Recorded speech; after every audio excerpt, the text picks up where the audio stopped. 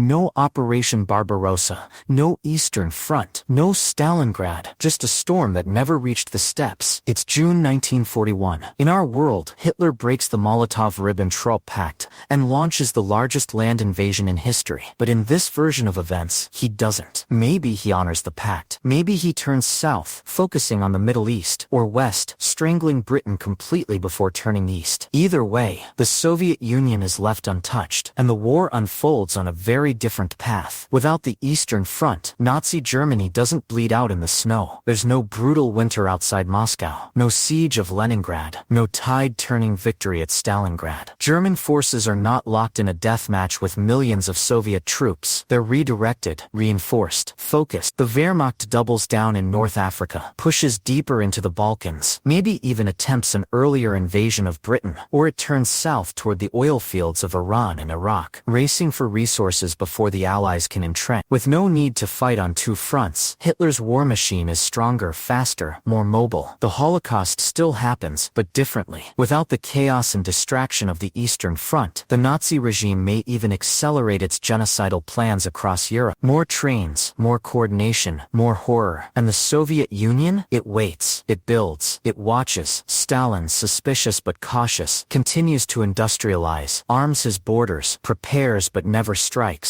Internally, the USSR stays paranoid but untouched by war. No scorched earth, no mass mobilization, no 20 million dead. Soviet cities don't fall to rubble, factories don't flee to the Urals. The Red Army, untested in total war, remains largely intact, but without the hardened edge it earned in our timeline. Meanwhile, the United States still enters the war after Pearl Harbor, but with Germany not bogged down in the east, the US faces a more fortified Europe. D-Day becomes riskier, the Atlantic Wall thicker, the Nazi hold on the continent tighter. The war drags longer, costs rise, victory becomes uncertain. Without the Soviets punching from the east, the burden falls entirely on the west. American and British troops must take every inch. There is no race to Berlin, because Berlin is unreachable. And when the war finally ends, if it ends, the post-war world is unrecognizable. There's no Iron Curtain, no divided Germany, no Cold War as we know it. The Soviet Union doesn't occupy Eastern Europe, because it never liberated it. NATO may never form. Communism never spreads into Poland, Hungary, East Germany, not because it was defeated, but because it never arrived. Russia, having sat out the firestorm, remains a powerful but sidelined state. Its influence doesn't grow, it stagnates. The US emerges as the uncontested superpower, with no Eastern Bloc to check its rise. The global ideological struggle becomes less about capitalism versus communism, and more about imperialism versus nationalism in the decolonizing world. Nuclear weapons? The Soviets still build them, but later, slower. The space race loses its urgency. No Sputnik, no Gagarin, maybe even no Apollo. Technology advances differently, less as a race, more as a crawl. And in the memory of the 20th century, Russia doesn't become the heroic titan of sacrifice. There's no great patriotic war, no myth forged in blood and ruin, just a quiet brooding power on the edge of history, watching a world burn and never fully stepping in. Because when Hitler never invades the Soviet Union, he doesn't just spare Russia, he reshapes the entire war, and the world it leaves behind.